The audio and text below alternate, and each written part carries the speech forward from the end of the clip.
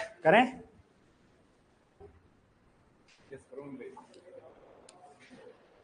नमस्कार मित्रों, कल कुछ शब्द लिखवाए थे मैंने, सारे क्लियर हो गए? कंप्लीट है? आ जाओ जल्दी।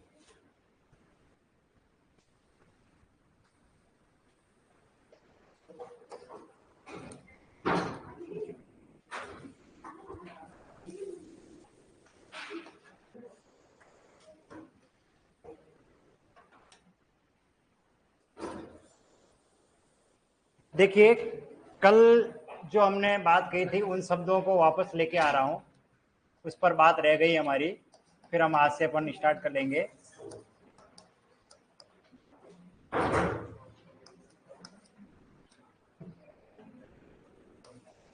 देखिए, दो शब्द लिखा, एक और लिखाया था शायद, कोई योगीराज लिखाया था क्या?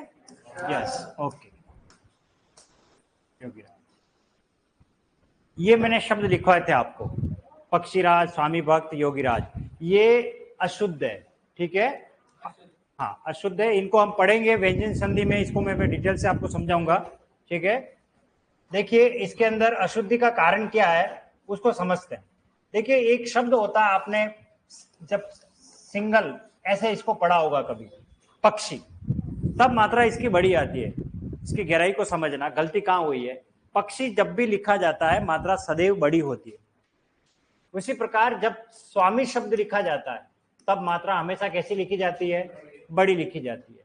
इसी प्रकार योगी शब्द जब भी लिखा जाता है तब भी मात्रा कैसी होती है? बड़ी होती है।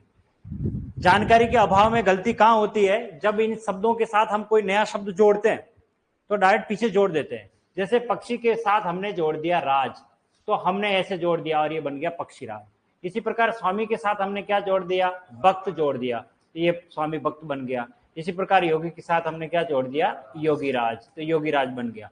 अब ये शब्द जो बन गया है, चाहे वो पक्षीराज कहो या स्वामी भक्त कहो या योगीराज कहो, ये अशुद्ध है। अब इसका कारण क्या है? वास्तव में ये जो शब्द है ये संस्कृत से हिंदी में हमारे प्रचलन में आए और इसका वास्तविक स्वरूप है ये पक्षी। जैसे आपने पढ़ा होगा संस्कृत में, राम शब्द पढ़े होंगे, 10वीं तक चलते, राम रामो रामा, ऐसे है ना? तो वैसे कुछ शब्द संस्कृत के ऐसे हैं जिसके अंत में न आता है, अंत में न आता है, जिसको बोलते हैं नकारांत, जिसका न से अंत होता है। तो पक्षिन, पक्षिन के बाद हम बात करते हैं तो एक शब्द है आपका योगीन, ये संस्कृत का शब्द है, इस तरीके से योगिन। और इसी तरीके से शब्द है स्वामीन, स्वामीन, ये संस्कृत के शब्द। अब संस्कृत में एक व्यंजन संधि का मैं आपको पढ़ाऊंगा, व्यंजन संधि पर बात करेंगे, ये सभी शब्द वापस आएंगे। अब इनमें हम क्या शब्द जोड़ रहे हैं? जैसे पक्षी में क्या जोड़ा? राज। योगिन में हमने क्या जोड़ दिया? राज। और स्वामीन में हमने क्या जोड़ दिया? भक्त। तो इसके अंदर होता क्या है कि ये जो न है, ये अंत वाला न, ये गायब हो जाता है, अर्थात इसको बोलते हैं लोप। लोप का मतलब होता है गायब हो जाना। अब संधि हो रही है, संधि हो रही है, ये गायब हो रहा है, कौन? न। अब यहां पर मात्रा आप देखिए कैसी आ रही है? छोटी। यहां कैसी आ रही है? छोटी। और यहां कैसी है? छोटी। तो अब संधि करेंगे तो ये बनेगा पक्षी राज, ये शुद्ध है। अब क्या होता है, हम ये लिख करके आ जाते हैं क्योंकि हमें पता है पक्षी की मात्रा तो बड़ी होती है और पीछे हमने राज लगा लिया। इसी प्रकार स्वामी की मात्रा बड़ी होती है, पीछे भक्त लगा दिया, इसलिए ये शब्द दिखने में हमें शुद्ध लग रहे, परंतु ये शुद्ध नहीं है, ये अशुद्ध है। क्लियर हो गया? इसी प्रकार योगी प्लस राज से क्या बनेगा? योगीराज। अब देखिए गलती कहां हुई है, और ये बहुत व्यापक स्तर पर गलती हुई है। और उस समय गलती हुई थी जब मैं न्यूज चैनल को देख रहा था और उत्तर प्रदेश में योगी आदित्यराज, नाम सुना होगा आपने, मुख्यमंत्री जब बने थे पहली बार, एक नया चेहरा मुख्यमंत्री के रूप में जब सामने आया, तो ब्रेकिंग न्यूज, न्यूज फ्लैश के अंदर नीचे एक लाइन लिखी हुई आती है कि यूपी में योगीराज, एक डायलॉग लिखा रहता है कि यूपी में योगीराज। जैसे मोदी राज होता है, जैसे और कोई इधर शर्मा जी का राज चल रहा है ना, तो अलग अलग मुख्यमंत्री उसके अनुसार। अभी हाल फिलहाल केजरीवाल जी ने इस्तीफा दे दिया और एक नई मुख्यमंत्री दावेदार आ गई है, उनका नाम कर दिया गया है। आप सब जानते हो, किसी कोई जानते हो क्या? अभी करंट अफेयर में आपको नहीं पता होगा, अभी केजरीवाल जी ने तो इस्तीफा दे दिया, दिल्ली के मुख्यमंत्री से। अब नए मुख्यमंत्री, महिला मुख्यमंत्री बनने वाली है, ठीक है। अभी वो नेता चुनी गई, उसको अध्यक्ष बनाया गया है, तो अभी देखें क्या होता है, कौन किसको बनाते करते हैं। तो सरकार तो चेंज हो गई, यूं मान के चलिए, बोला है आपकी सरकार है, आप पार्टी की, तो चेंज हो गए। तो वहां जो डायलॉग आया था उसमें ऐसे चल रहा था, यूपी में योगी राज। अब ये शब्द पूरी इंडिया देख रहा था इसको। देखिए, जो चीज हमें दिखती है वही हम उसको शुद्ध मान लेते हैं, और वो ये ऐसे छप गया, ये गलत है। इसके अलावा भी मैं आपको बता रहा हूं, मार्केट में जाना, जनरल जो दुकानें होती है जहां साबुन, तेल, ऐसा जो कॉस्मेटिक आइटम वगैरह जहां मिलता हो, वहां जाना, और वहां एक जैसे एक हेयर ऑयल आता है, डाबर आंवला हेयर ऑयल, शांति आंवला हेयर ऑयल, ऐसे आपने हेयर एंड केयर, ऐसा कभी सुने आपने तेल के प्रोडक्ट? वैसे एक तेल का प्रोडक्ट है योगीराज हेयर ऑयल। दुकान पे जाना, खरीदना नहीं है, खाली बोतल देखनी है, उस बोतल पे भी योगीराज हेयर ऑयल ऐसे लिखा हुआ। अब आप सोचिए, वो तेल बनाने वाली कंपनी इसको ऐसा प्रचलन में लगेगी, लोगों को वो जो शब्द दिखेगा वही शुद्ध मान लेंगे, परंतु वो अशुद्ध है। क्लियर है? यहां तक बात समझ में आ गई? तो इसका मतलब ये शब्द हमारे अशुद्ध हुए, इसका कारण था हमें संधि का ज्ञान नहीं होना। तो शब्द शुद्धि एक बहुत बड़ा आपका चैप्टर है, और ये एक दिन में क्लियर नहीं होता, धीरे धीरे हम शब्द शुद्ध सीख रहे थे। कल जब मैंने आपको 11 शब्द सिखाए, तो ऐसे कई शब्द अपन सीखेंगे। अब बात करते हैं, मैं पुनः जो कल, ऐसे कोई है जो कल नहीं आया और आज आया?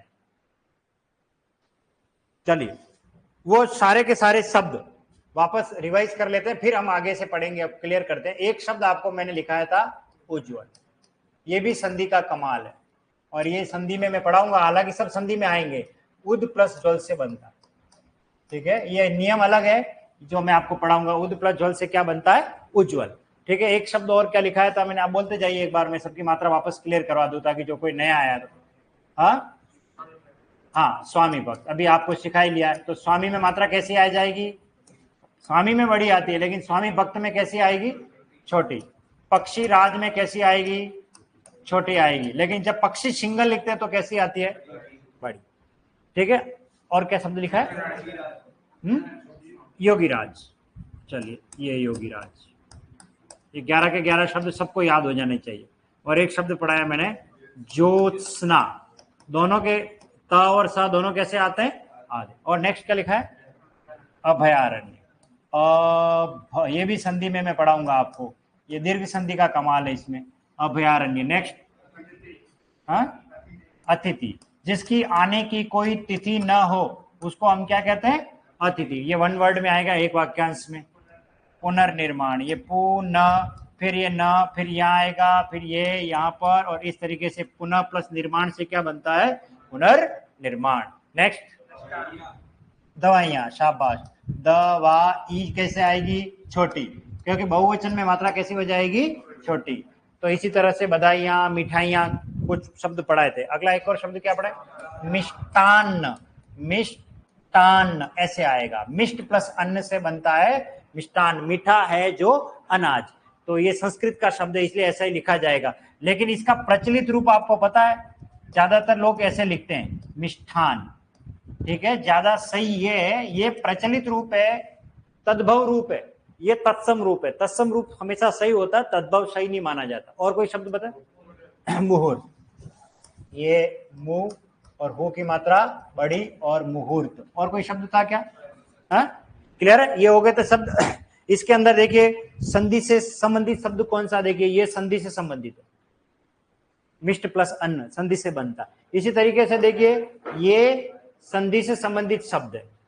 ये सारे के सारे शब्द, ये यहां तक किससे संबंधित है? संधि से। देखिए, संधि हमारे लिए कितनी महत्वपूर्ण है। और ये उच्चारण से संबंधित है। ये किससे संबंधित है? उच्चारण। कि हमें र कहाँ आ रहा है, कहाँ लगाना, हमें ये उच्चारण अगर सही होगा तो हम सही शब्द उसमें सीख जाएंगे। और ये वचन से संबंधित है। जब हम बहुवचन बनाते हैं तो मात्रा कैसी हो जाती है? छोटी हो जाती है। तो शब्दों के अशुद्धि के कई कारण हो सकते हैं। संधि का सम्यक ज्ञान नहीं होना, इसके अलावा उपसर्ग का ज्ञान नहीं होना, प्रत्यय का ज्ञान नहीं होना। कई बार प्रत्यय लगाने के बावजूद भी हम गलत लिख देते हैं। जैसे देखिए, ये एक शब्द है, पढ़िए इसे, क्या लिखा है? व्यवहारिक। इस बच्चे को व्यवहारिक ज्ञान नहीं है, इसका व्यवहारिक पक्ष कमजोर है, तो ये व्यवहारिक शब्द बोलते हैं हम, जबकि व्यवहारिक कोई शब्द होता ही नहीं है। सही शब्द होता है व्यावहारिक। व्यावहारिक। अब आप सोचिए ये ऐसा कैसे, इसमें सारा खेल है इक प्रत्यय का। इक प्रत्यय जब भी लगता है तो वो किसी भी प्रारंभिक जो वर्ण होता है उसके अंदर जो स्वर होता है उसमें वृद्धि करता है। जैसे देखिए ये एक शब्द है समाज, और समाज में इक प्रत्यय लगता है तो स का सा बनता है और क्या बन जाता है, सामाजिक बन जाता है। तो इसी प्रकार एक शब्द है प्रथम, और प्रथम में इक लगेगा क्या बनेगा, प्राथमिक। तो देखिए इक प्रत्यय का अगर आपको अच्छी तरीके से नॉलेज है तो आप प्रारंभिक स्वर में वृद्धि करोगे और वो शब्द बनेगा आपका प्राथमिक। इसका मतलब ये नहीं कि प्रत्यय का अगर आपको नॉलेज नहीं है तो आप शब्द भी अशुद्ध करके आओगे। प्रत्यय में पढ़ाऊंगा, हालांकि ये सब आगे। मध्यम में एक लगा तो क्या बना, माध्यमिक। ऐसे खूब सारे शब्द बनेंगे। क्लियर। चलिए अब हम बात करते हैं हिंदी को कैसे पढ़ना है, ठीक है ना, उस पर बात करें। देखिए मैं आपको किस तरीके से हिंदी पढ़ाने वाला हूं उसको दो भागों में हम डिवाइड कर रहे हैं। अभी मेरी क्लास जो चल रही है, क्योंकि अपने पास पूरा समय है, कोई जल्दबाजी नहीं है, ना मुझे है ना आपको है, तो बढ़िया आराम से तसल्ली से पढ़ेंगे अब, ठीक है। हिंदी, सबसे पहले हिंदी लिखना सीखें। देखिए ये जो मैं हिंदी लिख रहा हूं ये आज की तारीख में मानक हिंदी है। हम जो हिंदी लिखते आ रहे हैं ये, इसे आप अब लिखना बंद कर दीजिए। उसका कारण बता रहा हूं। ये हिंदी स्वरूप सही है, गलत नहीं है, परंतु जो मानक हिंदी बनाई गई है, स्टैंडर्ड हिंदी जिसको कहते हैं, पंचम वर्ण का जो नियम लगता है उसे हम हिंदी में लिखते हैं, इसलिए ये ज्यादा सही है। आप ऐसा लिख देते हो तो कोई गलत नहीं माना जाएगा, लेकिन एक अच्छे विद्यार्थी होने के नाते हमें अच्छा सीखना चाहिए और उसका अनुकरण भी करना चाहिए। तो ये भी सही है लेकिन ये ज्यादा सही है। लेकिन मैं जहां तक किताबों में देखता हूं तो वो ऐसे ही मिलता है, क्योंकि वो किताबें पहले छप चुकी है, उसके बाद मानक हिंदी पर बात की गई है और ये आजकल प्रचलन में चल रहा है। सबसे बड़ी बात, जब बच्चे लिखते हैं कॉपी में तो एक गलती क्या करते हैं, हिंदी की कॉपी में हिंदी लिखते हैं ऐसे, और इंग्लिश की कॉपी में लिखते हैं अंग्रेजी। हाँ, मेरे विद्यालय में तो ऐसे लिखते हैं मैक्सिमम बच्चे। मैं उनको समझाता हूं कि हिंदी को हिंदी में लिखो, उसको ऐसे इंग्लिश में मत लिखो। इसलिए आपकी जो नोटबुक होगी उसके ऊपर ये ऐसा ना लिखे। आप लिखे तो आपकी कॉपी ना, आपका पेन है, आप लिख सकते हो, अधिकार है, लेकिन एक अच्छे हिंदी के विद्यार्थी होने के नाते आपको हिंदी ऐसे लिखना है, ऐसे भी नहीं लिखना है, ऐसे भी नहीं लिखना। बात समझ में आ गई, ठीक है। चलिए आगे और बताऊंगा मैं ये इस मानक पर क्यों बात कर रहा हूं। बहुत बड़ा खेल है इसमें, जानने के लिए देखिए अगला एपिसोड।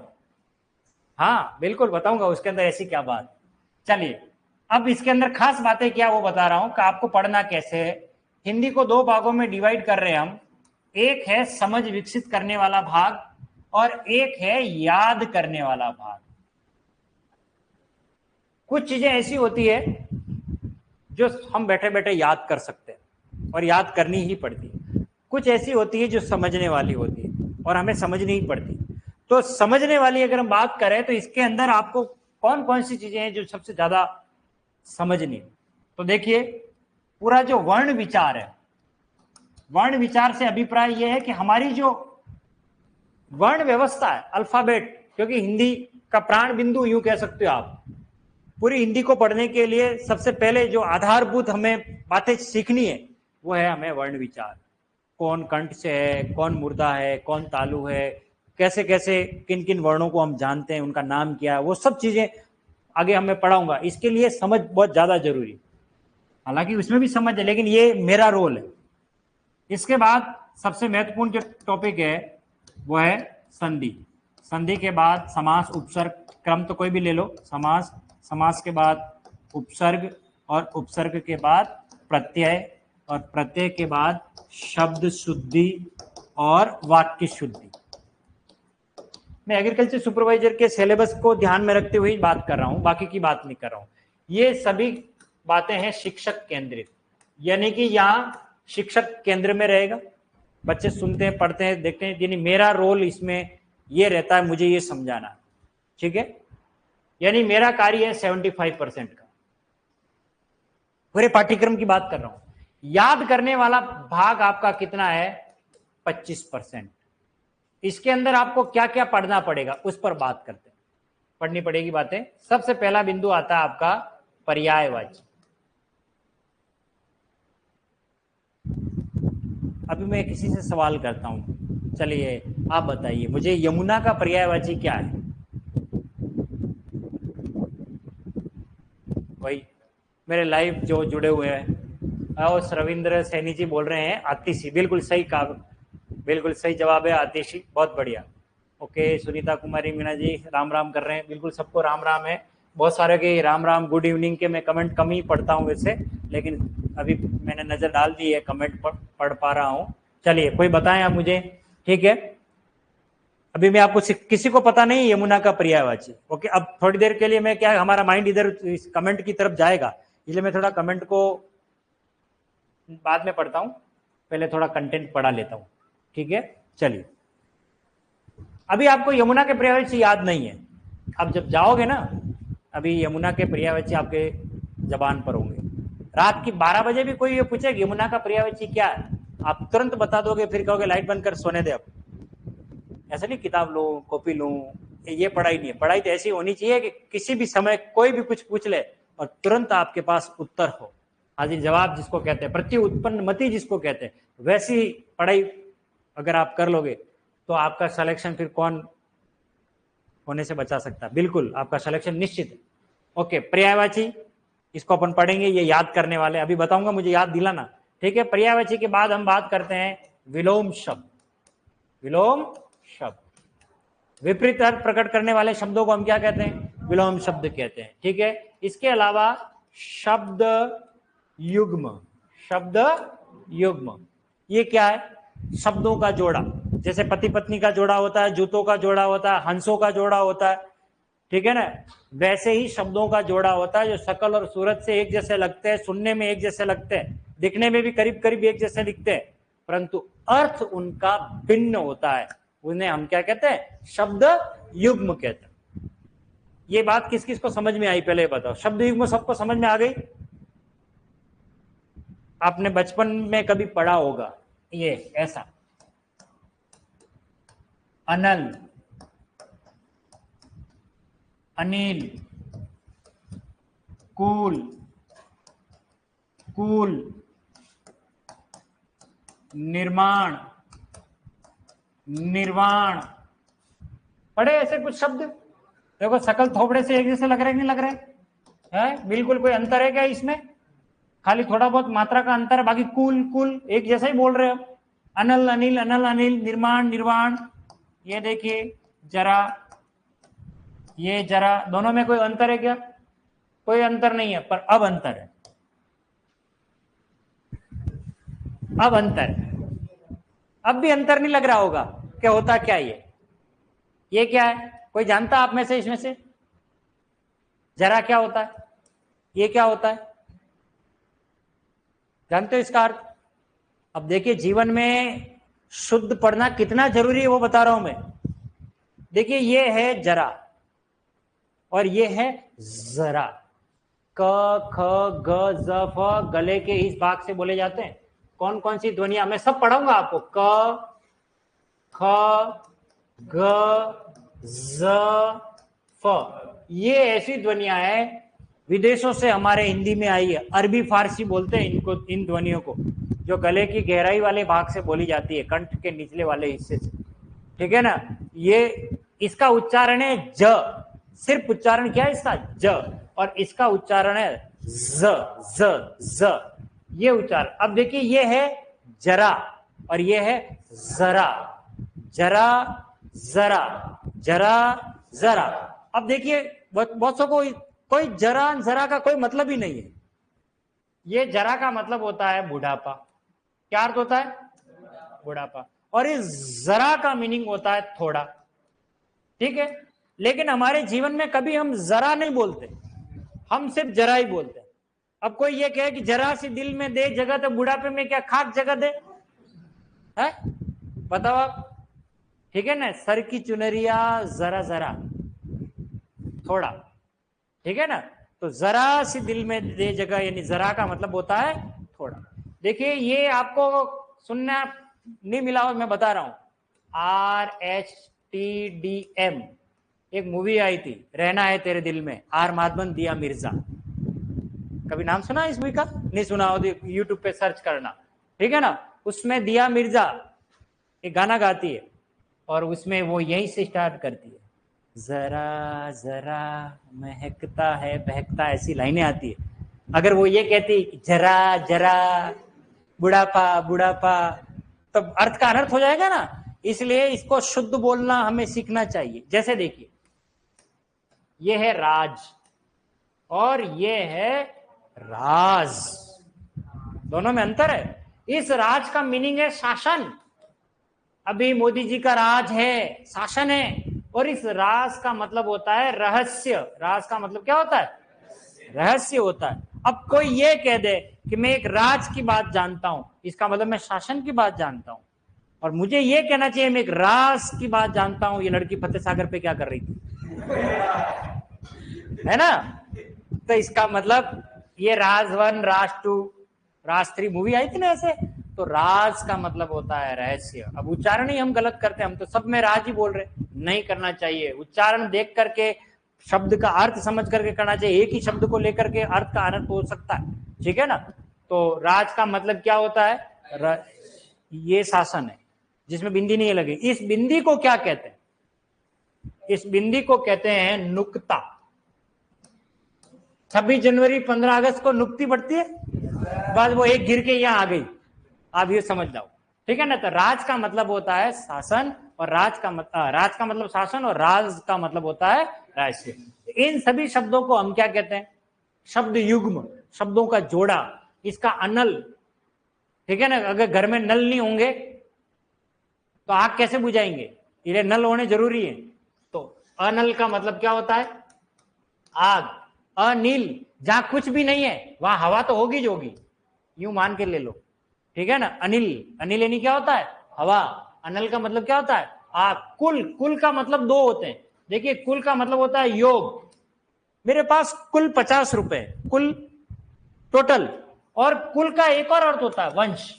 उसका ब्राह्मण कुल में जन्म हुआ है, उसका राजपूत कुल में जन्म हुआ, इस कुल में कुलीनी वंश। और कुलीनी होता है किनारा। कुलीनी क्या होता है? किनारा। निर्माण, निर्माण का मीनिंग होता है रचना करना, और निर्वाण का मीनिंग होता है मोक्ष। ऐसे सारे शब्द सिखाऊंगा, याद कराऊंगा। इन सभी शब्दों को हम क्या कहते हैं? शब्द युग्म। यहां तक बात समझ में आ गई? विलोम शब्द, पर्यायवाची। इसके अलावा एक शब्द होता है आपका अनेकार्थक। मैं परिचय कर रहा हूं हिंदी में कि आपको कितने टॉपिक पढ़ने हैं और क्या क्या पढ़ना है उसके। अनेकार्थक, आप में से कोई है जो अनेकार्थक बता सकता है? ये अनेकार्थक क्या होता है?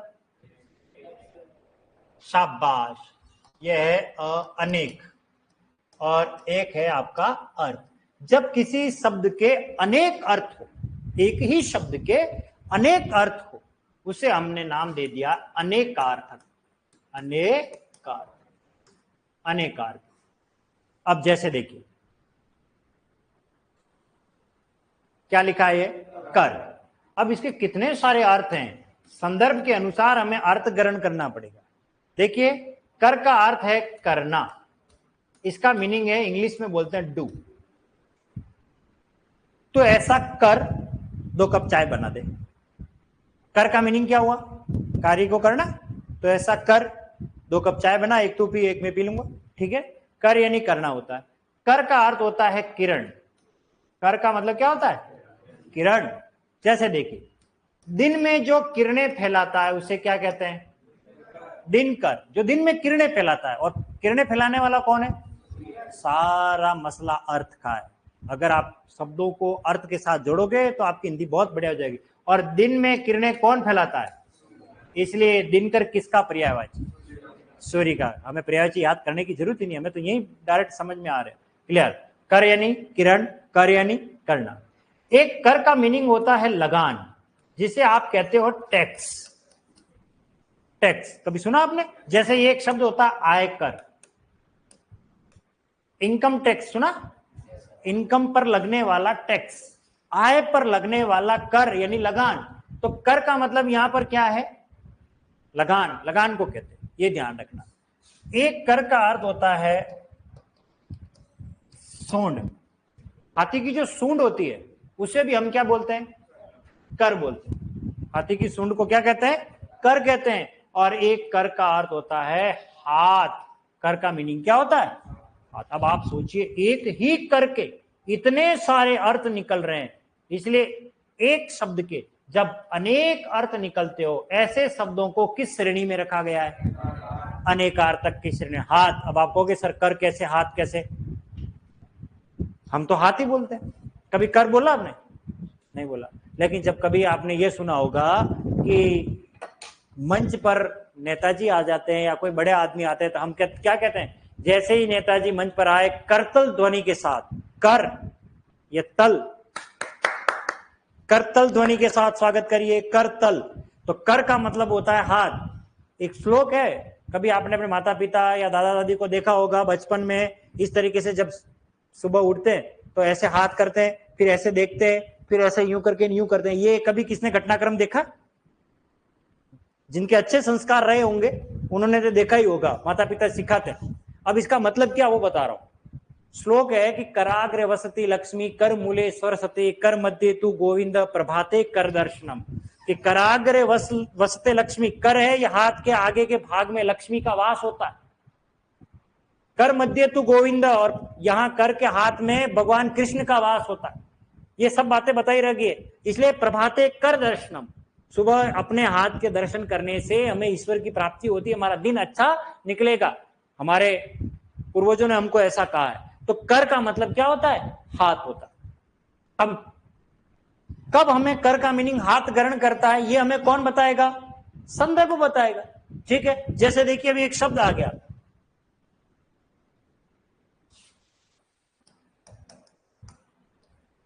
बताइए क्या लिखा है? अब इस आकर में क्या है? आ लगन, क्योंकि कर का मतलब तो लगान है। आ हाथ, आ किरण, आ सूंड। तो फिर क्या बोलूं मैं? इसका मतलब हमें संदर्भ के अनुसार अर्थ ग्रहण करना पड़ता है। ठीक है, ये आकर, छोटा बच्चा होता है, दवाई पिलाते हैं, बेटा आकर, बाको फाड़, है ना? पता है मुंडा फाड़ना, राजस्थानी में कहते ना आकर। तो अब मैं आपके घर आकर चाय पीऊंगा, एक वो आना होता है, एक आकर आप जानते हो दवाई पिलाते छोटे बच्चे को, बोला आकर ना बेटा, वो दवाई पिलाएंगे। इसी प्रकार से देखिए ये शब्द आ गया रत्नाकर, ये बनेगा रत्न धन आकर। इस आकर का मतलब है खजाना, जहां रत्नों का खजाना है। और रत्नों का खजाना कहां होता है? समुद्र में। ये देखिए परिभाषा कहां से कहां लेके जा रही है। और रत्नाकर समुद्र का पर्यायवाची, रत्नों का खजाना है, समुद्र को कहा जाता है। ऐसे शब्दों को हम क्या कहते हैं? अनेकार्थक। इन शब्दों पर भी हम खूब सारी बातें करेंगे। ठीक है, तो पर्यायवाची, विलोम शब्द, शब्द युग्म, अनेकार्थक, और एक है एक वाक्यांश। एक वाक्यांश, अब ये क्या है एक वाक्यांश? इंग्लिश में इसको बोलते हैं वन वर्ड, यानी कि बहुत बड़े लंबे वाक्य को न कह करके उसकी बात को एक छोटे से शब्द में समाहित कर लेना, उसको कहते हैं एक वाक्यांश। जैसे a person who can not see, वह व्यक्ति जो देख नहीं सकता, ब्लाइंड, इंग्लिश में उसे क्या कहते हैं? तो a person who can not see is equal to blind. अब हिंदी में वह व्यक्ति जो देख नहीं सकता, अंधा। इसी प्रकार जिसके माता पिता न हो उसे क्या कहेंगे? अरे उसे क्या कहेंगे? अनाथ। और जिसके माता पिता हो उसे क्या कहेंगे? उसका हम क्यों ध्यान रखें? वो रखे ध्यान, हम तो यही ध्यान रखेंगे जिसके माता पिता नहीं है। लेकिन ये भी ध्यान रखना, जिसके माता पिता हो उसे कहते हैं सनाथ। अब इसका मतलब समझिए, नाथ का मतलब है स्वामी। जिसका कोई स्वामी नहीं, धनी धोरी नहीं है, वो है अनाथ। और जो अपने स्वामी के साथ में है, जिसका स्वामी है, उसको कहते हैं सनाथ। इसमें अ और स दोनों उपसर्ग है, जो उपसर्ग के खेल में पढ़ाऊंगा, अभी नहीं। इस पर हम बाद में बात करेंगे, बहुत सारी बातें करनी है। अभी कहां से कहां जा रहे हैं अभी ये पता नहीं है। मैं तो अभी पूरा खाका तैयार कर रहा हूं कि हिंदी के अंदर कौन कौन से टॉपिक हैं और आपको पढ़ना है और किस टॉपिक को कितना महत्व देकर के पढ़ना है। तो एक वाक्यांश यानी वन वर्ड ऐसे खूब आएंगे। अब आप देखिए इन एक वाक्यांश में भी कितनी बातें करेंगे, मैं तो कहता हूं बातें खत्म ही नहीं होगी अपनी, इतनी सारी बातें। देखो सारी बातें, अब शुरुआत करते हैं इससे अपन। देखो ज्यादातर बातें आपको महिलाओं से संबंधित मिलने वाली, एक वाक्यांश पुरुषों से संबंधित कम मिलने वाली। बताओ ऐसा क्यों? क्योंकि लिखने वाले पुरुष, लिखने वाले कौन हुए? पुरुष हुए, तो वो ज्यादातर वही लिखेंगे। अब देखिए जैसे वह स्त्री जिसका पति विदेश चला गया हो, उसको क्या कहेंगे? ये प्रश्न है, हिंदी में आता है कि वह स्त्री जिसका पति विदेश चला गया हो। अपने लिए विदेश तो मान लीजिए मारवाड़ से वागड़ में आ गया, या कहीं गुजरात अहमदाबाद चला गया, वो भी विदेशी माना जाएगा। विदेश का मतलब ये नहीं बैंकॉक थाईलैंड, वो भी विदेशी है। वह स्त्री जिसका पति विदेश से आया हो, उसको क्या कहेंगे? देखिए एक वाक्यांश में ऐसे शब्द मिलेंगे आपको, बहुत सारे शब्द मिलेंगे। तो इसमें से हमारे हिंदी का एक महान कवि हुआ, मैं नहीं कह रहा हूं, मैं अभी आपको बता रहा हूं, वो तो कवि की बात है। और कवि से मैं आपको देखिए उन्होंने कितने शब्द हमको फ्री में सिखा दिए। एक शब्द उन्होंने वहां से पकड़ा हिंदी से और इतने शब्द बना दिए। एक वाक्यांश टॉपिक में से कितने शब्द हमको मिल गए। देखिए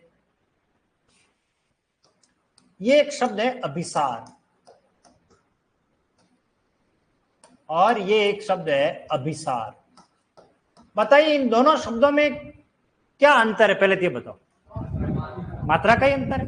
अच्छा ये जब मात्रा का अंतर है तो बताइए ये किस टॉपिक में जाएगा? शब्द युग्म में।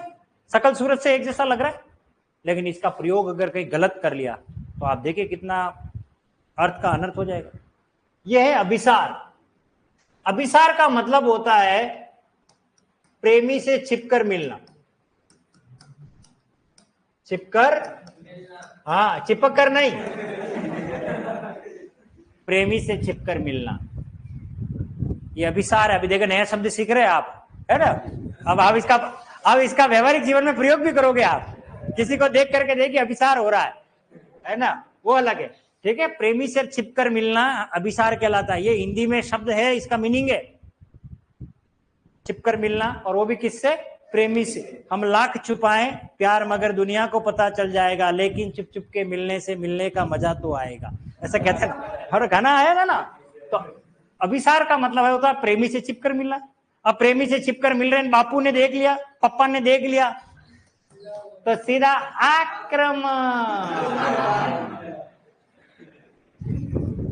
बात समझ आई ना? हाँ, तो अभिसार और अभिसार में अंतर क्या है?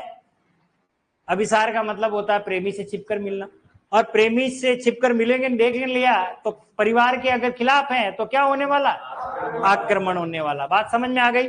अब इस शब्द को हमारे बिहारी जी ने लिया। हमारे हिंदी में एक महान राइटर हुए हैं बिहारी, जिन्होंने 713 दोहे लिखे, बिहारी सत्सई के नाम से प्रसिद्ध है। और एक एक दोहे के लिए उनको एक एक सोने की अशर्फी उनको मिली थी। मिर्जा राजा जय सिंह ने उनको सोने की अशर्फी एक एक दोहे के रूप में दी। एक दोहा लिखा, एक सोने की मोहर है। इस तरीके से 700 दोहे उन्होंने लिख लिए। 713 दोहे बिहारी सत्सई, यानी 700 दोहों का समाहार है उसमें, ठीक है ना? तो बिहारी सत्सई को आप, क्योंकि आपका पार्ट नहीं है, ये तो हम हिंदी वालों को पढ़ाते हैं, फर्स्ट ग्रेड सेकंड ग्रेड में इनके पाठ्यक्रम में आता है। और जो हिंदी पढ़ता है, जिसके सब्जेक्ट एमए हिंदी रहती है, ग्रेजुएशन में हिंदी रहती है, उनमें पाठ्यक्रम में बिहारी है कवि। तो उन्होंने ये शब्द लिया। हमें नायिका, अलग अलग नायिकाओं के बारे में बताइए। नायिका का मतलब प्रेमिका। कितने प्रकार की प्रेमिकाएं होती है, उस शब्द में उन्होंने कितने शब्द दे लिए। अब आप सोचिए, कहने वाला व्यक्ति है और बात कर रहा है नायिकाओं पर। अब क्या प्रश्न बन गया कि वह नायिका जो अपने प्रेमी से छिपकर मिलती है, परंतु लोक लाज शर्म हया इसको ध्यान में रखते हुए अंधेरी रातों में मिलती है, दिन में नहीं मिलती। वो कब मिलती है? अंधेरी रातों में। उसे क्या कहेंगे? उसे कहेंगे कृष्णा अभिसारिका। कृष्णा अभिसारिका। अब देखिए ये एक वाक्यांश में आएगा, याद रख लेना। कि वह नायिका जो अपने प्रेमी से काली रातों में छिपकर मिलती है, उसे कृष्णा अभिसारिका कहते हैं, क्योंकि पड़ोस वाला देख लेगा, अच्छा वहां गई थी, ये वही थी, है ना। लेकिन मरण तो तब भी है कि काली रातों में कौन मिल रहा, सामने से थोपड़ा तो नजर नहीं आ रहा है, किसको मिल के आई यही पता नहीं है। इसलिए समझदार नायिका वो है जो काली रातों में नहीं मिलती, पर चांदनी रातों में मिलती है, पूनम की रातों में मिलती है। अर्थात ऐसी नायिका जो चांदनी रातों में मिलती है, उसे क्या कहेंगे? उसे कहेंगे शुक्ला अभिसारिका। शुक्ला, ये मैं नहीं कह रहा हूं, ये बिहारी जी कह रहे हैं बेटा। हाँ, काली रातों में मिलने वाली, चांदनी रातों में मिलने वाली, पर मिलने जा रही है वो अंधेरी रातों में। ठीक है, लेकिन कुछ तो ऐसी भी होती है जो रात का इंतजार नहीं करती, अपने दिन में मिलती है ना। और दिन में मिलने वाली को कहते हैं दीवा अभिसारिका। उसे क्या कहते हैं? दीवा अभिसारिका। ये सब नायिकाओं के भेद है, दिन में जो नायिका मिलती है, ठीक है, और काली रातों में मिलने वाली, किश और क्या बोलते हैं, चांदनी रातों में मिलने वाली। तो अभिसार का मतलब होता है प्रेमी से छिपकर मिलना। अभिसारिका यानी कि प्रेमी से मिलने वाली। अब वो प्रेमी से मिलने वाले की कैटेगरी हो गई, कब कब मिल रही है उसके अनुसार वो शब्द बन गया। तो आप देखिए, एक शब्द आपने सीखा और उससे आपने कई सारे शब्द बनाए। तो अभी हम बात किस पर कर रहे थे? बात यही कर रहा था मैं कि एक वाक्यांश के लिए एक टॉपिक। तो शब्द एक था लेकिन बहुत सारे शब्द बना दिए, है ना। इस तरीके से खूब सारे शब्द बनते जाएंगे, एक वाक्यांश के लिए एक शब्द। इसके लिए आगे हम पढ़ते हैं, एक आपका होता है पार्ट लोकोक्ति और एक शब्द होगा आपका मुहावरे, लोकोक्ति और मुहावरे। इसके अलावा एक अंतिम आता है पारिभाषिक शब्दावली। पारिभाषिक शब्दावली उसे कहते हैं टेक्निकल वर्ड, जो अंग्रेजी मीनिंग की तरह है मगर अंग्रेजी के शब्द है और उसको हिंदी में हम प्रयोग में लेते हैं। वो सारे पारिभाषिक शब्दावली जो व्यवहारिक जीवन में काम मिले। मोटा मोटा तौर पे देखा जाए आपका जो है आपका, तो ये आपका पूरा पाठ्यक्रम रहने वाला है। वर्ण विचार, संधि, समास, उपसर्ग, प्रत्यय, शब्द शुद्धि, वाक्य शुद्धि, पर्यायवाची, विलोम शब्द, शब्द युग्म, अनेकार्थक, एक वाक्यांश, लोकोक्ति और मुहावरे। ये वाला भाग कितना परसेंट है? ये वाला भाग कितना है? 75%। अब मुझे बताइए प्रतिशत किधर जाता है? ये सिलेक्शन कौन करवाएगा? ये नहीं, ये करवाएगा। अब आप सोचिए यार, ये कौन सी गणित है? जब प्रतिशत ज्यादा है और सिलेक्शन ये करवा रहा, उसका रीजन बता रहा हूं। ये 75% में सभी को बराबर मात्रा में पढ़ाने वाला हूं, लेकिन ये जो याद करने वाला है ये छात्र केंद्रित है। इसका मतलब यहां जितने बच्चे बैठे हुए हैं, क्या इसकी गारंटी है कि सबने 25% याद किया? नहीं, किसी ने 5% ही याद किया, किसी ने 10% किया, लेकिन 75%, 75% तो मैंने सबको समझाया। इसका मतलब उसके परसेंटेज में वृद्धि उसके खुद के काम पर ही डिपेंड रहे, वो खुद ही मेहनत करने वाला तो ही सिलेक्शन लेने वाला। इसलिए ये जो पार्ट है ये आपको स्वयं पढ़ना है, याद करना है। हालांकि मैं ये पढ़ाऊंगा लेकिन इस पर मेहनत आपकी ज्यादा रहेगी, क्योंकि मैं तो आपको सोर्स बता सकता हूं, लेकिन याद करना है उसको तो आप यहां इस पार्ट को थोड़ा गंभीरता से लेना। अब आप सबसे पहला पार्ट कौन सा आता है हमारा? पर्यायवाची। अब देखिए मैं खाली बता रहा हूं, ये बाकी टॉपिक को अलग अलग पढ़ेंगे अपन। पर्यायवाची के समय में पर्यायवाची पढ़ेंगे। किसी से सवाल करते हैं पर्यायवाची, तो देखिए मैंने अभी आपको कहा था ना यमुना का पर्यायवाची, किसी को याद ही नहीं है, पर अभी आप सीख जाओगे पर्यायवाची। बहुत से बच्चे क्या रटते हैं, क्या करते हैं? रटते हैं। जीवन में रटने का स्वभाव जहां होता है वहां रटे। कुछ चीजें समझने वाली होती है, उसको समझे, सामान्य सी बात है, लेकिन हमें पता नहीं है कि पर्यायवाची कैसे याद करा। बस किताब ले ली और याद करेंगे। और सबसे पहले क्या करते हैं जब पर्यायवाची पढ़ने बैठते हैं, तो पर्यायवाची हमें यह पता नहीं है कि पर्यायवाची पढ़ना कौन सा, सीधा लिखेंगे पानी, बस पानी के पर्यायवाची याद करेंगे, बादल के पर्यायवाची याद करेंगे, जो परीक्षा में आते ही नहीं है। हाँ मैं कह रहा हूं, और फिर 2-4 पर्यायवाची याद कर लिए तो अपन को लग रहा आओ पर्यायवाची टॉपिक तो मेरा क्लियर हो गया। बिल्कुल, उसमें से एक भी क्वेश्चन नहीं आता जो हमने नहीं पढ़ा है, हमको पता ही नहीं है कौन सा टॉपिक है और कौन कौन से बिंदु है जिनको हमको पढ़ना है। तो पानी के पर्यायवाची तो 6ठी-7वीं में चलते हैं, अब तो कहाँ पूछते हैं, कोई नहीं पूछता, फिर भी सब पर अपन बात करेंगे। पर्यायवाची किस तरीके से पढ़ना है, आनंद के साथ पढ़ो। अब कोई आनंद स्टूडेंट है उसके साथ पढ़ना, मैं ये नहीं कह रहा हूँ, मतलब इंजॉय के साथ, कब पर्यायवाची कहाँ से काम है, किस तरीके से आ जाए। शब्दों का कितना बड़ा माया जाल है हमारे आसपास, हमें खुद को ही नहीं पता। कई शब्दों के तो अर्थ हम जानते भी नहीं है। मैं आपसे एक सवाल करता हूं, एक शब्द है सामान्य सा, लिपस्टिक, जानते हैं सभी और बोलते भी हैं। अब इसे हिंदी में क्या कहते हैं? हाँ, यूं तो आप कुछ भी कह देना, चल जाएगा। अब आप सोच रहे हो ना कि कितना कॉमन शब्द है ये, लिपस्टिक सब कहते हैं, परंतु हम इसका हिंदी वर्जन जानते नहीं, इसको हिंदी में कहते क्या। ऐसे कई शब्द हैं जो हमने सुने और अनसुने कर दिए। सोचो, अब आपको लग रहा है कि यार कितना शब्द भयानक था। अब ऐसा क्यों है कि यह प्रचलन में क्यों नहीं आया, और जब आया तब हम पैदा ही नहीं हुए। मैं आपको लेके चलता हूं, बहुत पुरानी एक मूवी आई थी 80 के दशक में, जानी दुश्मन। जो मैं कहता हूं ना, कभी फ्री टाइम में यूट्यूब पे सर्च कर लिया करो ताकि आपको बहुत नॉलेज मिलेगा। मैं ये नहीं कह रहा फिल्में देखो, मैं ये कह रहा हूं कि हमारे आसपास कितनी ज्ञान का भंडार पड़ा हुआ है, लेकिन हमने उसको उस तरीके से पढ़ा नहीं। जानी दुश्मन एक मूवी आई थी और उसमें गाना आता है, कवि ने क्या शब्द इस्तेमाल किया, बहुत शानदार। जितेंद्र पर फिल्माया गया वो गाना है, और गाना शुरुआत, जो गाने की लाइन शुरुआत होती है वो ये कहती है, उसके अंदर वो गाना के बोल, जो गाने के बोल है वो ये कहते हैं कि तेरे हाथों में पहना के चूड़ियां। ये कभी गाना सुनना आप, बहुत अच्छा गाना है, बहुत अच्छा वार्तालाप होता है नायक और नायिकाओं के बीच में। यानी नायिका एक होती है उस पर्दे पर जो फिल्माई गई है, अभिनेत्री, और जो हीरो होता है, वो हीरो और हीरोइन में बात हो रही है कि तेरे हाथों में पहना के चूड़ियां मौज बंजारा ले गया। अब इसको जो समझ में आ गया उसी को समझ आ गया, है ना। तो उसमें एक पंक्ति आती है कि तेरे होठों से लिपट जाऊं सजनी मैं सुर्खी का रंग बन के। एक शब्द आया, क्या शब्द आया? सुर्खी। कि तेरे होठों से लिपट जाऊं सजनी मैं सुर्खी का रंग बन के। यूं नहीं कहा तेरे होठों से लिपट जाऊं मैं लिपस्टिक का रंग बन के।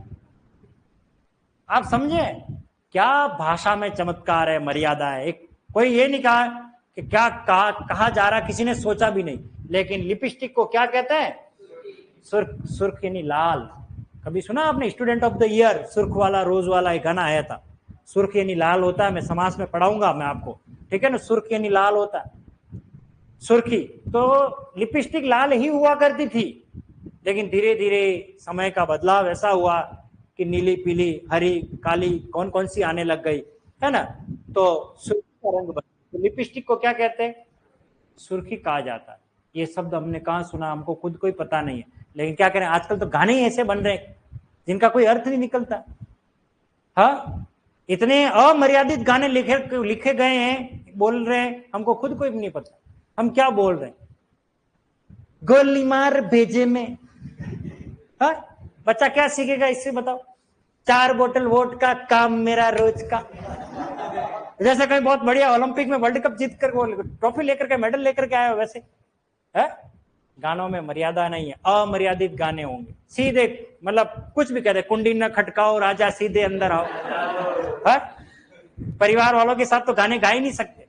पहले गानों में मर्यादा हुआ करती थी, एक डाल पे तोता, एक डाल पे मैना, दूर दूर फिर भी प्यार है ना। कितनी मर्यादा हुआ करती थी, है ना। वो मर्यादा तार तार हो गई, कुछ कह रहे पता ही नहीं पड़ रहा है। तो गाने के बोल ही अलग है सारे। गाने क्या गाए अब तो, गाना गाने से पहले गाने के अर्थ को भी समझना पड़ता है, वो कहना क्या चाह रहा है। और कुछ तो ऐसे होते हैं जिनका कोई मतलब नहीं है, चल रही है रील, चल रही है दिमाग में, पता नहीं वो क्या कहना चाह रहा है। खैर, अपने उससे क्या लेना देना।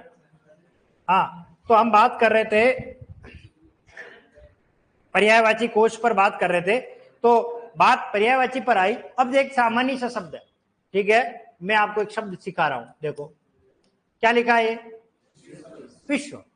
यूं आपको अचानक याद नहीं होता कि विश्व का पर्यायवाची ढूंढेंगे तो, लेकिन मैं आपको देखिए बातों बातों में बहुत सारी बातें सिखा दूंगा, बहुत सारी बातें सीख के जाओगे। अभी मैं आपसे एक सवाल कर रहा हूं, आपको पता है नेशनल एंथम जानते हो? नेशनल एंथम क्या होता है? नेशनल एंथम राष्ट्रगान या राष्ट्रगीत? राष्ट्रगान। किसने लिखा राष्ट्रगान? रविंद्रनाथ टैगोर। क्या है राष्ट्रगान?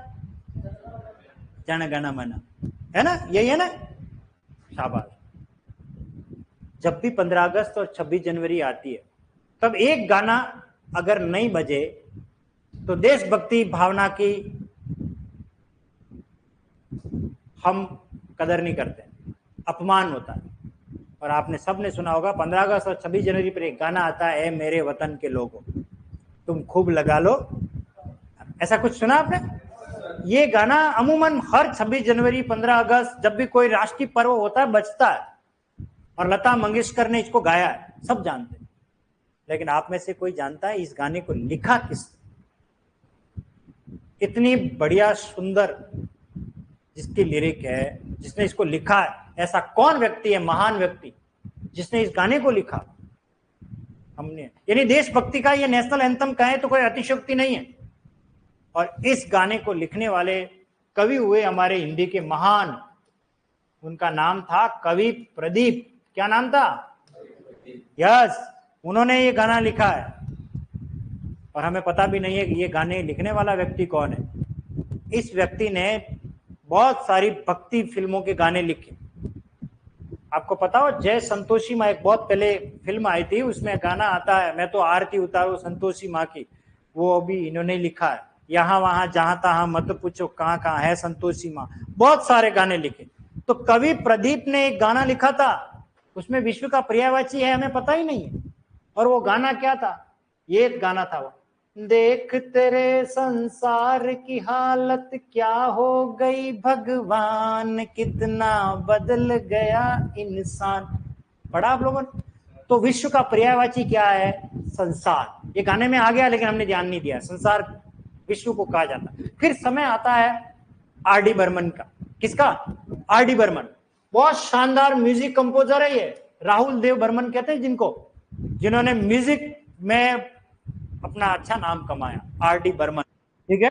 और आर डी बर्मन ने भी हमको गाना सिखा दिया, गाने के साथ साथ में हमको पर्यायवाची भी सिखा दिए, और उन्होंने गाया भी था, दुनिया में लोगों को हो, वो अलग है, दुनिया में आई हो तो वो अलग है। हाँ हाँ, लव कर लो वो अलग, वो तो बाद में, अभी आए।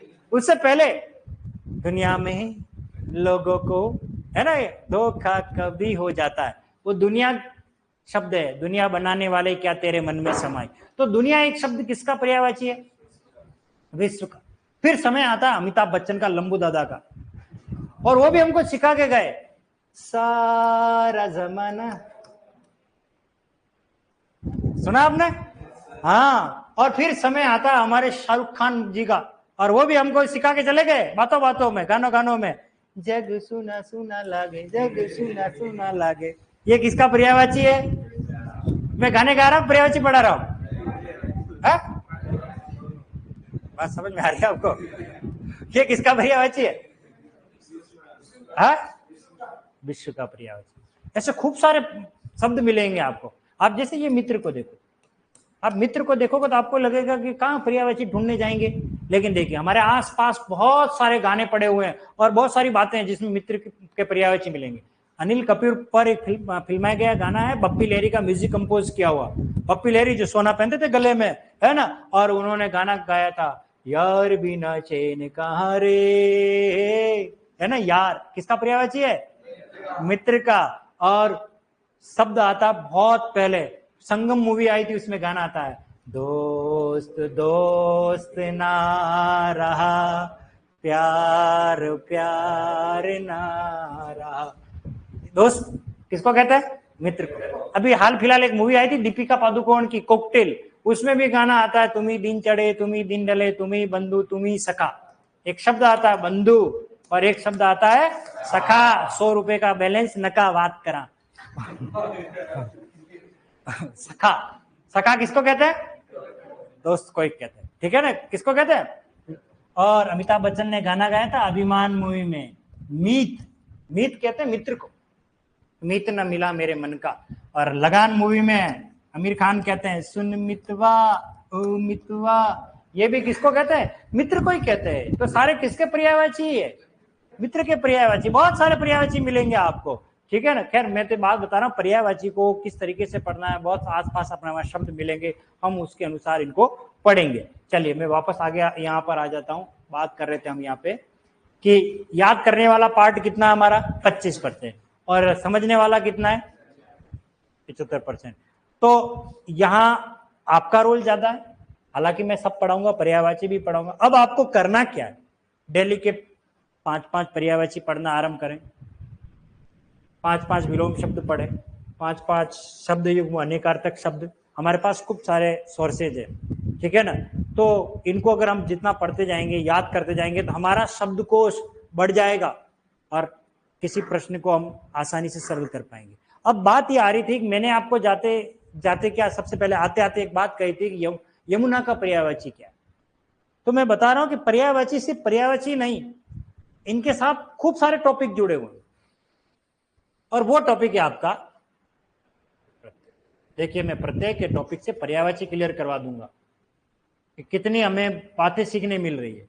बात तो कर रहा हूं मैं प्रत्येक की, लेकिन यहां से हमारा एक टॉपिक क्लियर हो जाता है पर्यायवाची। ये कब हो सकता है, जब हम उस टॉपिक को बड़ी गहनता से पढ़े, बड़ी गंभीरता के साथ और बड़े तल्लीनता के साथ उसको समझते हुए पढ़ेंगे, तो निश्चित तौर पर वो आप पर्यायवाची याद कर पा जाओगे। कैसे, देखिए उसको समझाता हूं। मैं पढ़ा नहीं रहा हूं प्रत्यय, मैं आपको अभी भी बता रहा हूं, गलती कहां हो जाती है, हम उसको ध्यानपूर्वक नहीं समझते। ये हमारे हिंदी में एक प्रत्यय आता है ज और एक प्रत्यय आता है जा, बस इसको समझना जरूरी है। बस अगर आपने ये चीज समझ ली, बेसिक कंसेप्ट क्या वो समझा रहा हूं। इस ज का मीनिंग है जन्म लेने वाला, बस ये अर्थ रखना, जन्म लेने वाला। और ये स्त्रीलिंग शब्द है, जा यानी जन्म लेने वाली, बस जन्म लेने वाला, जन्म लेने वाला। तो देखिए, जो जल से जन्म लेता है उसे क्या कहते हैं, जलज। और जल से जन्म लेता है कमल, कौन है, कमल। जो नीर में जन्म लेता है उसे क्या कहते हैं, नीरज यानी कमल। जो पय से जन्म लेता है यानी बादल, पयोज, कमल को कहते हैं। ये संधि में पढ़ाऊंगा मैं आपको, पय प्लस ज से बनता है पयोज, ठीक है। इसी प्रकार वारी से जो जन्म लेता है उसे क्या कहते हैं, वारी।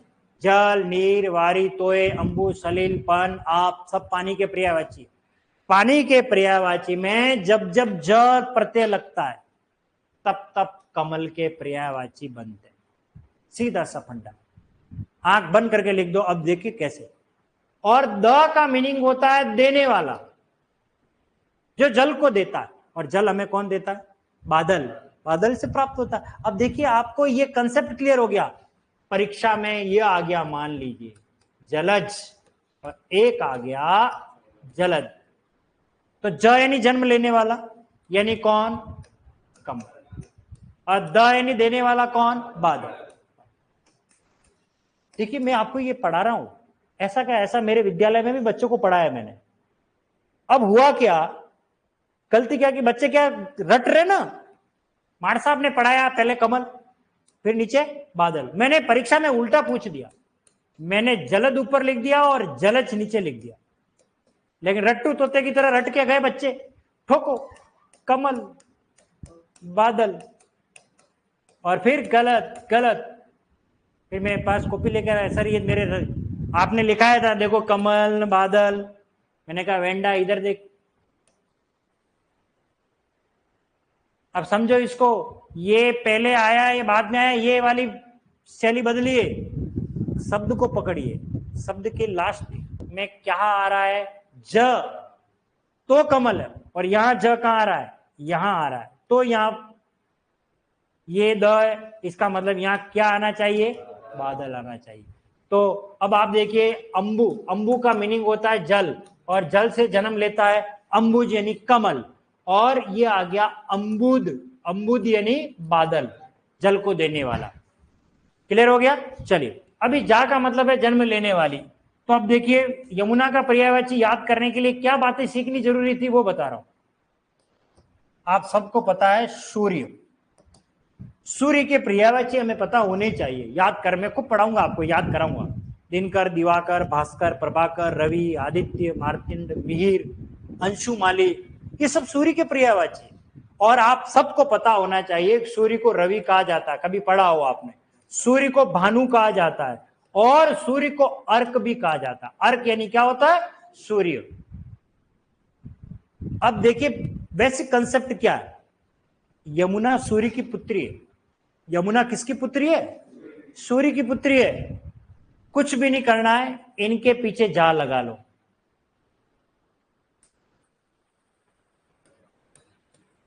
अर्कजा, रविजा, भानुजा, तरणी, तनुजा। तरणी कहते हैं सूर्य को, तरणी कहते हैं सूर्य को, और तनुजा कहते हैं पुत्री को, अर्थात सूर्य की पुत्री यमुना, अर्क की पुत्री यमुना, रवि की पुत्री यमुना, भानु की पुत्री यमुना।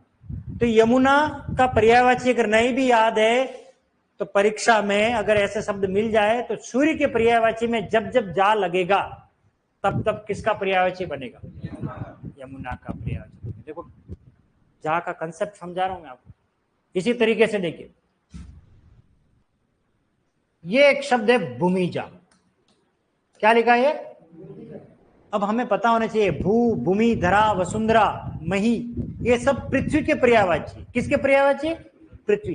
तो भूमि तो कहते हैं पृथ्वी को, और पृथ्वी से जन्म लेने वाली पृथ्वी की पुत्री है सीता मैया। आपको पता है रामायण में सीता पृथ्वी में समाहित हो जाती है और पृथ्वी से ही जन्म लेती है, इसलिए सीता मैया पृथ्वी की पुत्री मानी गई है। तो देखिए भूमिजा का मतलब होता है सीता, अर्कजा का मतलब क्या होता है? यमुना। देखो मैं शब्द के पीछे जा का अर्थ निकाल के बता रहा हूं, क्या अर्थ निकल रहा है। इसी प्रकार से देखिए शैलजा, शैल पर्वत को कहते हैं। शैल किसको कहते हैं? शैल। और जा यानी पुत्री, पर्वत की पुत्री पार्वती, ये किसका पर्यायवाची है? पार्वती का। देखिए एक शैलजा का मतलब पार्वती, भूमिजा का मतलब सीता, अर्कजा का मतलब ये। इसी प्रकार से देखिए एक और शब्द सिखा रहा हूं, सिंधुजा। कभी नाम सुना सिंधु? नहीं सुना। अरे सिंदूर अलग है बेटा, ये सिंधु घाटी वो कहाँ है? सिंदूर अलग है, रजिस्ट्रेशन फॉर्म। हाँ वो सिंदूर अलग है। ये एक चुटकी सिंदूर की कीमत तुम क्या जानो राकेश बाबू, वो सिंदूर अलग है, ये सिंधु। और सिंधु का मतलब होता है समुद्र, और जा यानी जन्म लेने वाली, और क्या बन गया? सिंधुजा। सिंधुजा सिंधु की पुत्री। समुद्र मंथन हुआ और समुद्र मंथन में लक्ष्मी जी निकले थे, इसलिए लक्ष्मी जी के पप्पा सिंधु थे यानी समुद्र, और समुद्र की पुत्री कौन? सिंधुजा। और सिंधुजा का मतलब है, आई बात चमचे में? अब आप सोचिए प्रत्यय का कितना रोल है। ये हिंदी थोड़ी पढ़ी जाएगी एक ही दिन में, बहुत सारी बातें सीखनी है अपन को। तो बहुत सी बातें अभी आएगी, आगे बात कर रहे हैं। मैं तो बता रहा हूं कि प्रत्यय का हमारे लिए कितना महत्व है। हमने छठी सातवीं में प्रत्यय पढ़ लिए और अभी जो प्रत्यय पढ़ रहे हैं उनमें बहुत सारे अंतर हैं जो हम बेसिक सीखेंगे। यहां तक बात समझ में आ गई? आज की अभी तक की क्लास में मैंने आपको सिर्फ ये बताया है कि हमारे हिंदी के ये महत्वपूर्ण टॉपिक रहेंगे। याद करने वाले आपके ये टॉपिक है, इन सब पर मैं बात करूंगा, इन सब को पढ़ाऊंगा। और जिस दिन ये सारे टॉपिक पढ़ लेंगे उसके बाद एक अलग ही आत्मविश्वास आपके अंदर होगा। किसी और बच्चे से आपकी तुलना अगर की जाएगी तो आप उनसे ज्यादा ही होंगे, कम नहीं होंगे। इतना मैं आपको बता के जा रहा हूं, इतना कॉन्फिडेंस मुझ में भी है कि यहाँ जितने आए हैं बहुत से, देखिए आप नई चीजें सीखी। आज आपने सिंधुजा का मतलब सीखा, आज आपने अर्कजा का मतलब सीखा, आपने आज सुर्खी लगाई है ना, लिपस्टिक। सुर्खी का मतलब क्या होता है? लिपस्टिक। अब आप जाके किसी को पूछोगे लिपस्टिक का हिंदी अर्थ बता, आप कहोगे नहीं पता, फिर आप कहोगे देखो ये होता है, इसका मीनिंग ये होता है, फिर कहोगे देखो ऐसे हमने पर्यायवाची पढ़ लिए बातों बातों में, गानों में। मेरा उद्देश्य ये नहीं कि गाने गाओ, मेरा उद्देश्य ये है कि पढ़ाई को किस तरीके। मैं देखिए जब भी पढ़ता हूँ, करता हूँ, देखता हूँ तो कोई चीज ऐसी मिल जाती जो हमारे आसपास हिंदी से रिलेटेड है, लेकिन हमको पता ही नहीं। हिंदी बहुत अच्छी भाषा है लेकिन अपमानित तरीके से देखी जाती है। कोई हिंदी बोलता है तो उसको हे दृष्टि से देखा जाता है, निम्न दृष्टि से, घृणित भाव से देखा जाता है। इंग्लिश पढ़ रहा है, इंग्लिश बोल रहा है, बढ़िया मस्त अच्छे प्राइवेट स्कूल में पढ़ रहा है, इंग्लिश पढ़ रहा है। कितने भी आप इंग्लिश पढ़ लो, कितनी भी हिंदी पढ़ लो, कोई पागल कुत्ता अगर पीछे पड़ जाए go there go where, you थोड़ी कहोगे वहां यही काम आता है। वाह वाह वाह, इंग्लिश मीडियम हिंदी मीडियम नहीं देखा जाता। बात समझ आ रही है ना? व्यावहारिक पक्ष जिंदगी का यही है। भाषा अपनी जगह पर है, पढ़ाई अपनी जगह पर है, लेकिन हम जो काम कर रहे हैं कहीं पर भाषा का काम नहीं होता, कहीं बिना बोले सब कुछ बात कही जाती है। बात समझ में आ गई? अब हम बात करेंगे, सबसे पहला जो हमारा टॉपिक आता है वर्ण विचार। क्लियर है? ओके।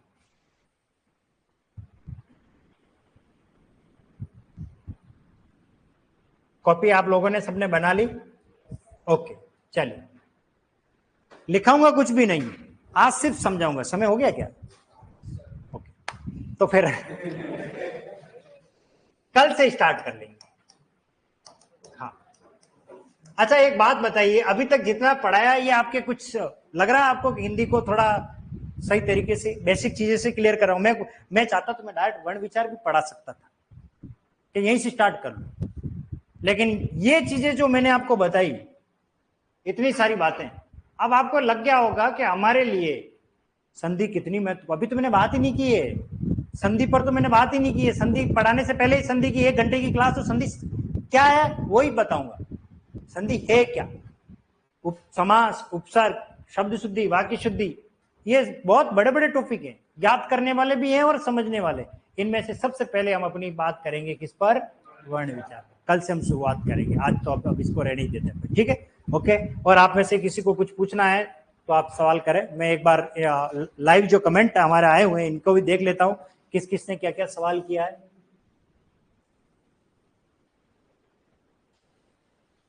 सर पंजाबी में बिल्कुल, हाँ सुर्खी कहते हैं बिल्कुल। हाँ अब्दुल खान जी, बिल्कुल। इनको कुछ शब्द हमारे हिंदी में हमने स्वीकार कर लिए गए हैं। अति, अगाधु, अति, दोरी, नदी, कूप, सरबाए, ताको, सब जा प्यास बुझाए, कवि बिहारी, बिल्कुल। सारंग ले सारंग चली, बिल्कुल। पवन जी, बिल्कुल आपका भी सही आंसर है।